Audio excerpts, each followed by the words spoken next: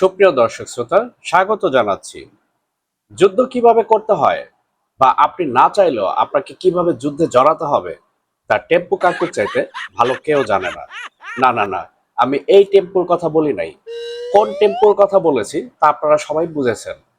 দেখুন, মার্কিন president Iran যুদ্ধ শুরু করেছেন নেতা কাকুর কথায়, কিন্তু মাঝখানে এসে সাহায্য চেয়েছেন তার বন্ধু রাষ্ট্রগুলোর কাছে হরমুজ প্রণালী ইরানের হাত থেকে মুক্ত করতে। কিন্তু স্পেন সরাসরি মানা করে দেয় ইরানের বিরুদ্ধে যুদ্ধে জড়াতে। একে একে জার্মানি সহ অন্যান্য সকল ইউরোপীয় দেশও মানা করে দেয়। ফলে টেম্পু কাকু যুদ্ধের মাঠে একা হয়ে পড়েন। কিন্তু তাই বলে কি তিনি হাল ছেড়ে দিবেন? Welcome to Newstoon. Breaking news. Funny headlines and viral memes are trending stories. তিনি নেতা কাকুর দেশকে বলেছেন ইরানের পার্স গ্যাস ক্ষেত্রে হামলা করতে, আবার মিডিয়াকে বলেছেন গ্যাস ফিল্ডে হামলার ব্যাপারে তিনি কিছুই জানেন না। Thank you, Mr. President. You talked to Prime Minister Netanyahu about attacking the oil and gas fields. Yeah, I did. I told him, don't do that, and he won't do that. We didn't discuss. You know, we're independent. We get along great. It's coordinated, but on occasion he'll do something, and if I don't like it, and so we're not doing that anymore. কিন্তু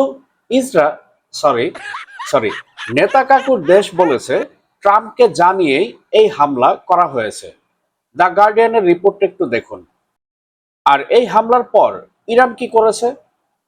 2 দিন পূর্বেই ইরানের নিরাপত্তা বিভাগের প্রধান এবং প্রয়াত ইমাম আয়াতুল্লাহ আলী খামেনির ঘনিষ্ঠ সহচর আলী লারিজানিকে শেষ করার পর ইরান বলেছিল তারা খুব শীঘ্রই শক্ত পাল্টা হামলা করবে, যার ফলে নেতা কাকুর দেশের প্রধান বিমানবন্দর বেন গুরিয়ন এয়ারপোর্টে ইরান শক্ত হামলা চালায় এবং ব্যাপক ক্ষয়ক্ষতি হয়। আপনারা দেখছেন আন্তর্জাতিক মিডিয়াতেও খবরটি এসেছে। যদিও নেতা কাকুর দেশ যেভাবে চায় ঠিক সেভাবেই, অর্থাৎ ইরান মিসাইল ছুড়েছে, নেতা কাকুর দেশ তা প্রতিহত করেছে। আর এই প্রতিহত করতে গিয়ে মিসাইলের ধ্বংসাবশেষ এয়ারপোর্টে পড়ে বিমানবন্দরে থাকা 3টা বিমান ক্ষতিগ্রস্ত হয়েছে। এর পরপরই ঘটে এই ঘটনা। স্ক্রিনে আপনারা দেখছেন দক্ষিণ পার্স গ্যাস ফিল্ডে দাও দাও করে আগুন জ্বলছে। ইরান পূর্বেই সতর্ক করে বলেছিল আমাদের কোনো জ্বালানি ক্ষেত্রে হামলা হলে মধ্যপ্রাচ্যের কোনো জ্বালানি ক্ষেত্রই আর সুরক্ষিত থাকবে না। আর কথা মতো ঠিক সেই কাজটি করেও দেখিয়েছে ইরান। হামলা করেছে কাতার, কুয়েত, আমিরাত থেকে শুরু করে সৌদি আরবে অবস্থিত আমেরিকার আরামকো জ্বালানির কাঠামোতেও। ফলে বিশ্ব এবার পড়েছে কঠিন জ্বালানি সংকটে। এক কথায় বলতে গেলে মধ্যপ্রাচ্যে চলমান যুদ্ধ এখন এমন এক পর্যায়ে পৌঁছেছে যেখানে অনেকেই বলছেন রেড লাইন ইতিমধ্যেই অতিক্রম করা হয়েছে। ইসরায়েল ও যুক্তরাষ্ট্র যৌথভাবে ইরানের গুরুত্বপূর্ণ 5টি গ্যাস ক্ষেত্রে হামলা চালিয়েছে। এর পাল্টা জবাবে ইরানও চুপ করে থাকেনি। উপসাগরীয় আরব দেশগুলোর বৃহত্তম তেল শোধনাগার, গ্যাস উৎপাদন কেন্দ্র এবং তেল উত্তোলন অবকাঠামোতে একাধিক হামলা চালিয়েছে তারা। কাতারের বৃহত্তম শিল্পাঞ্চল থেকে শুরু করে সংযুক্ত আরব আমিরাত এবং সৌদি আরবের সৌদি আরামকো এর মতো মাল্টি বিলিয়ন ডলারের তেল কোম্পানিগুলোর স্থাপনাতেও হামলা করা হয়েছে। এই উত্তেজনাপূর্ণ পরিস্থিতির মধ্যেই মুখ খুলেছেন সৌদি আরবের পররাষ্ট্রমন্ত্রী প্রিন্স ফয়সাল বিন ফারহান আল সৌদ। উপসাগরের সহযোগিতা পরিষদ, গালফ কোঅপারেশন কাউন্সিল বা সংক্ষেপে জিসিসি, এই দেশগুলোর পররাষ্ট্রমন্ত্রীদের সঙ্গে এক জরুরি রুদ্ধদ্বার বৈঠকের পর তিনি স্পষ্ট হুঁশিয়ারি দিয়েছেন। Of diplomats are meeting, I cannot see as coincidental. And I think that's the clearest signal of how Iran feels about diplomacy. It doesn't believe in talking to its neighbors. It tries to pressure its neighbors.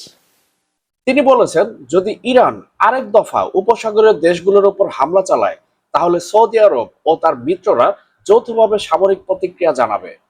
তার ভাষায় এই হামলাগুলো কোনো বিচ্ছিন্ন ঘটনা নয়, বরং একটি পরিকল্পিত আক্রমণ। About now is that the attacks on my country and on my neighboring countries that are not involved in this conflict end. That's all I'm interested in.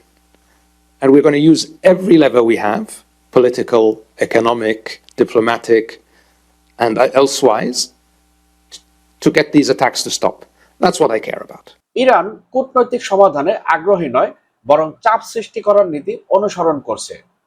Saudi আরব আরো স্পষ্ট করে বলেছে তারা তাদের সার্বভৌমত্ব রক্ষায় কোনোভাবেই পিছপা হবে না। প্রয়োজনে কূটনৈতিক ও সামরিক দুই ধরনের শক্ত প্রতিক্রিয়ায় তারা জানাবে। এখন প্রশ্ন উঠছে, বিগত 2 সপ্তাহ ধরে ইরানের হামলার পরও যেখানে উপসাগরীয় দেশগুলো চুপ ছিল, সেখানে হঠাৎ করে কেন এই যৌথ সামরিক হুমকি? বিশ্লেষকদের মতে এর পেছনে বড় একটি কারণ হলো পাকিস্তান। সাম্প্রতিক বৈঠকে উপসাগরীয় দেশগুলোর সঙ্গে পাকিস্তানের উচ্চপদস্থ সামরিক কর্মকর্তারাও উপস্থিত ছিলেন। সৌদি আরব ও পাকিস্তানের মধ্যে একটি বিশেষ সামরিক সহযোগিতা চুক্তি রয়েছে, যা অনেকটা ন্যাটো এর আর্টিকেল 5 এর মতো, আর এটা আপনারা সবাই জানেন। এই চুক্তির অর্থ হলো একটি দেশের উপর যদি হামলা করা হয় তাহলে সেটা উভয় দেশের উপর হামলা বলে বিবেচনা করা হবে। অর্থাৎ যদি সৌদি আরবের উপর আক্রমণ হয় তাহলে পাকিস্তান বাধ্য থাকবে সেই যুদ্ধে জড়াতে।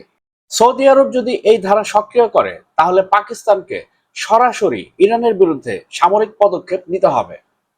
এই পরিস্থিতিকে আরো জটিল করে তুলেছে পাকিস্তানের পারমাণবিক সক্ষমতা। আপনারা সবাই জানেন পাকিস্তান একটি পারমাণবিক ক্ষমতাধর রাষ্ট্র। বিশ্লেষকরা বলছেন যদি পাকিস্তান সরাসরি এই সংঘাতে জড়িয়ে পড়ে তাহলে তারা তাদের পারমাণবিক অস্ত্রকে কৌশলগত প্রতিরক্ষা হিসেবে ব্যবহার করার হুমকি দিতে পারে। সৌদি আরবের এই ঘোষণার পরপরই পাকিস্তানের পররাষ্ট্রমন্ত্রী জরুরি ভিত্তিতে ইরানের পররাষ্ট্রমন্ত্রী আব্বাস আরাকচির সঙ্গে যোগাযোগ করেন। পাকিস্তান পরিষ্কারভাবে জানিয়েছে তাদের সৌদি আরবের সঙ্গে সামরিক চুক্তির বাধ্যবাধকতা রয়েছে। ইরান যদি আবার হামলা চালায় তাহলে পাকিস্তান এই যুদ্ধে যুক্ত হতে বাধ্য হবে এবং সেটা ইরানের বিপক্ষে। অন্যদিকে ইরান বলছে তারা উপসাগরীয় দেশগুলোর উপর কোনো প্রকার হামলা চালাতে চায় না। তাদের দাবি একটাই, এই দেশগুলো তাদের ভূখণ্ড যুক্তরাষ্ট্রকে ব্যবহার করতে দিচ্ছে, যার মাধ্যমে ইরানের উপর হামলা চালানো হচ্ছে। ইরান স্পষ্ট করেছে যদি উপসাগরীয় দেশগুলো তাদের ভূখণ্ড ব্যবহার করতে না দেয় তাহলে ইরানও হামলা বন্ধ করবে। অর্থাৎ টেম্পু কাকুর দেশ আর নেতা কাকুর দেশ মিলে যদি কোনোভাবেই ভবিষ্যতে আর এই গালফ কান্ট্রিগুলো বা আরব দেশগুলোর ভূমি ব্যবহার করে ইরানের উপর আক্রমণ না চালায় তাহলে ইরান কখনোই এই দেশগুলোতে অবস্থিত কোনো প্রকার কোনো স্থাপনায় তারা হামলা করবে না। এবার আসি মূল প্রসঙ্গে। পরিস্থিতি কিন্তু আরো জটিল হয়ে উঠবে, আর এটা হবে পাকিস্তানের সাথে আফগানিস্তান ইস্যুতে। তালিবান অনেক পূর্বেই ঘোষণা করেছে যদি যুক্তরাষ্ট্র বা তার মিত্ররা ইরানে স্থল হামলা চালায় তাহলে তারা ইরানের পক্ষে যুদ্ধে অংশ নেবে। এদিকে পাকিস্তান ও আফগানিস্তানের সীমান্তেও প্রচন্ড উত্তেজনা চলছে। আপনারা জানেন বিগত প্রায় 2 সপ্তাহ ধরে পাকিস্তান এবং আফগানিস্তান একে অপরের সাথে সামরিক সংঘাতে লিপ্ত। এমনকি এই রোজার মাসেও যুদ্ধ কোনোভাবে বন্ধ হয়নি।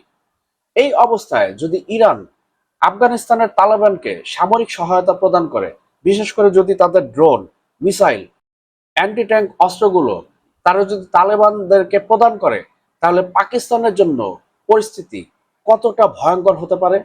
এমনিতেই তালেবান যোদ্ধাদের সাথে পাকিস্তানের যোদ্ধারা পেরে উঠছে না, তারপর যদি তালেবানরা আবারও ড্রোন এবং মিসাইল, অ্যান্টি ট্যাঙ্ক এই সমস্ত সামরিক সহযোগিতা যদি ইরান থেকে পায় তাহলে পাকিস্তান কিন্তু কঠিন সংকটে পড়বে।